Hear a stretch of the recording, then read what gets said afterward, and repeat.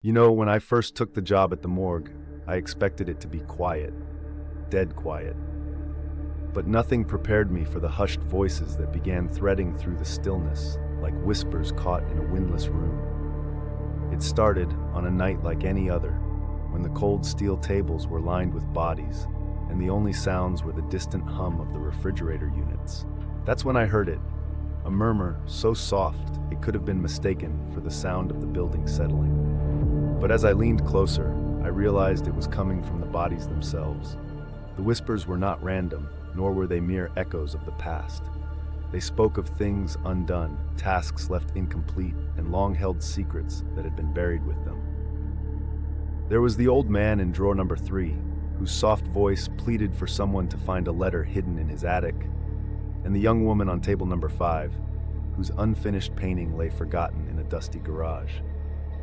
Each night, their voices grew stronger, more insistent, weaving a tapestry of stories that demanded to be heard. I felt drawn into their unfinished narratives, as though I'd become the custodian of their final confessions. As days turned into weeks, the whispers began to coalesce into something darker. They spoke of a shadowy figure who moved among them, feeding off their regrets and growing stronger with each night.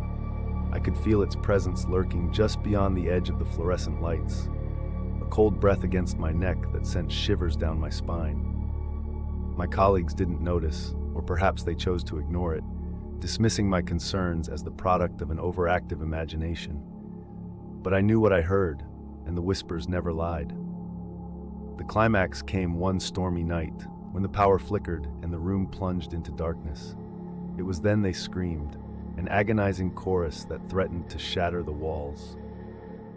In the chaos, I saw a shadow detach from the corner and slither towards me, its form shifting and twisting like smoke caught in a draft. I stumbled backward, a single thought pounding in my head. If I didn't act now, it would be too late. Desperation gave me strength, and I grabbed the nearest scalpel, plunging it into the heart of the shadow. With a final, ear-splitting wail, it dissolved into nothingness, taking the whispers with it.